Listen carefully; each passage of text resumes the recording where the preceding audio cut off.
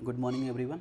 तो आज का न्यूज एनालिसिस हम ऑलरेडी देख चुके हैं और हम आज बढ़ रहे हैं प्रश्न उत्तर अभ्यास की तरफ, जहां पर हम प्रीलिम्स प्रारंभिक परीक्षा साथ ही साथ मुख्य परीक्षा संबंधी जो पहलुओं पर हम चर्चा करेंगे। ठीक है, तो घटना सूत्र की इस खूबसूरत पहल में मैं आप सभी का स्वागत करता हूं। मेरा नाम दिवस द्विवेदी है और हम शुरुआत करते हैं आज के पहले प्रश्न से, जो बात कर रहा है गन्ना के एफआरपी के संबंध में। हाल ही में क्या हुआ, गन्ने की जो एफआरपी है उसको बढ़ाया गया है प्राइस। तो मुद्दा आया था कि एमएसपी क्या है, एफआरपी क्या है, दोनों पे हमने बात की थी। जिस तरह से सीएसईपी की हमने बात की, सीएसईपी किस तरह से जो एग्रीकल्चर पर जो एमएसपी पर से प्राइस उसकी सिफारिश करता है। फिर सीसीए के बारे में बात की, जो cabinet committee on economic affairs जिसकी पीएम चेयर करते हैं, वो इसको मंजूरी देते हैं। और 22 फसलों पर एमएसपी के साथ साथ एक फसल पर गन्ने पर एफआरपी दिया जाता है, जहाँ पर जो मिल हैं मिल मालिकों के लिए एक तय की जाती है कि इस कीमत पर वो गन्ने की खरीदी होगी। तो इसे क्या किया गया है, अभी एफआरपी को 340 रुपये से बढ़ाकर 355 रुपये किया गया है। दूसरा, 9.5% से कम रिकवरी वाले किसानों को कोई एफआरपी नहीं मिलेगा। इसके अलावा यहाँ पर देखते हैं तीसरा, मूल्य वृद्धि मौजूदा उत्पादन लागत से दोगुना अधिक है। तो इसके बारे में यहाँ पे पूछा गया है। तो इसमें केवल कथन एक सही है। अगर आप यहाँ पर देखें तो आप पाएंगे कि जो पहला कथन है वो सही है, 340 रुपये से बढ़ाकर इसको 355 रुपये किया गया है। लेकिन जो दूसरा और तीसरा कथन है यहाँ पर गलत है और इसका सही आंसर होगा इसका ए। तो यहाँ पर हमने ये देख लिया। अगर हम बात करें मूल्य वृद्धि पर, अगर देखें उत्पादन लागत से दुगुना से अधिक है, तो ये वृद्धि 105% है, दुगुना नहीं है ना। साथ ही साथ जो दूसरा ऑप्शन है जहाँ पे 9.5% कम रिकवरी होने पर किसानों को निश्चित एफआरपी मिलता है, ये बात यहाँ पे नहीं जो लिखा है गलत है, निश्चित एफआरपी मिलता है। तो केवल एक सही है। अगला प्रश्न बात कर रहा है किसके बारे में, आगामी जनगणना के बारे में, कि जो हाल ही में सरकार ने घोषणा की है कि जाति जनगणना होगी। यह राष्ट्रीय जनगणना का हिस्सा हो गया, स्वतंत्र सर्वेक्षण नहीं है। तो यहाँ पे इसके बारे में यहाँ पे स्टेटमेंट है जो पूरी तरह से सही है। दूसरा, जनगणना रिकॉर्ड में अंतिम आधिकारिक जाति जनगणना 1941 में हुई थी। दूसरा स्टेटमेंट यहाँ पर सही है। तीसरा, social economic caste census 2011 data को आधिकारिक जनगणना प्रकाशन पूरी तरह से एकीकृत किया गया था। तो ये एकदम गलत बात है, इसको पूरी तरह से एकीकृत नहीं किया गया था, इसे अलग रखा गया था। तो केवल एक और दो स्टेटमेंट यहाँ पर सही होगी। जनगणना के बारे में हमने देखा था, इसकी शुरुआत 1872 में हुई थी। बाद में आप देखें रेगुलर जनगणना होने लगी और 1931 में जाति जनगणना 1941 का डाटा आया था। और हर 10 वर्षों में जनगणना होती है और इस संबंध में जो अधिनियम 1948 है, जनगणना अधिनियम 1948। ठीक है, ये बात हमने देखी यहाँ पर। आगे हम बात करेंगे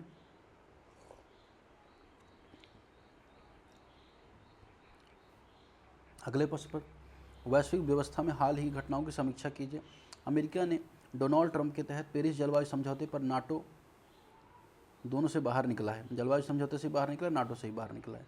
दूसरा, क्षेत्रीय शक्ति जैसे चीन व रूस अमेरिका के वैश्विक नेतृत्व में कमी के बीच अपने प्रभाव को बढ़ा रही हैं। तीसरा, यूक्रेन, म्यांमार, सूडान में संघर्ष वैश्विक अस्थिरता समन्वय कमी को उजागर करते हैं। अब यहाँ पर अगर देखें तो ये तीसरा स्टेटमेंट यहाँ पर जो है यहाँ पर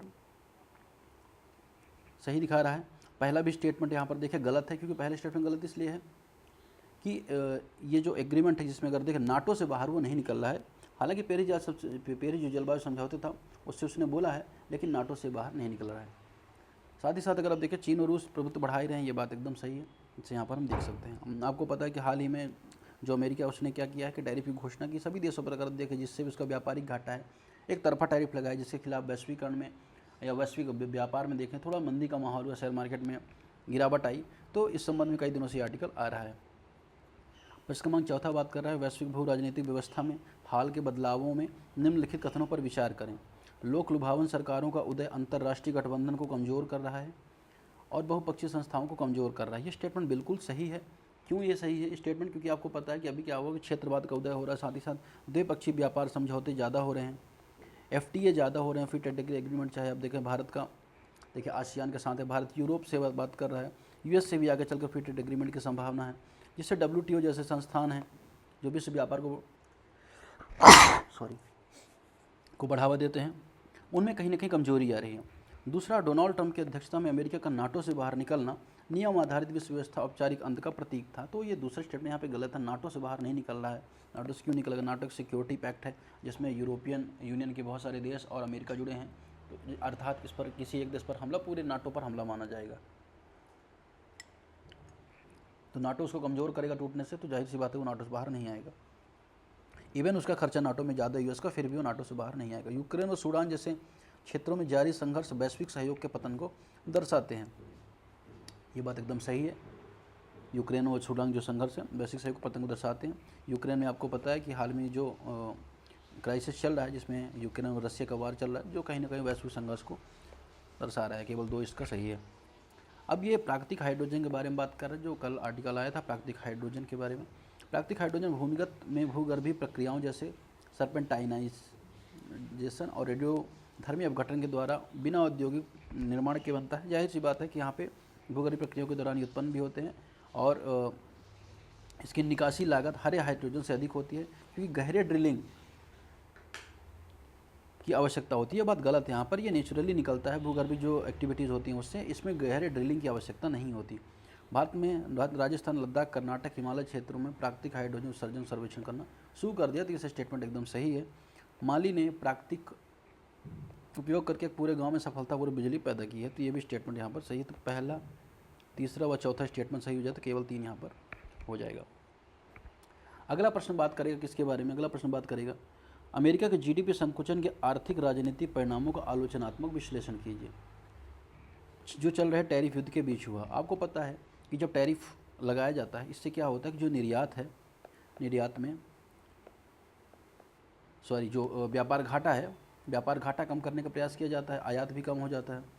आयात कम हो जाता है तो वस्तु व सामान की जो पूर्ति है वो कम हो जाती है।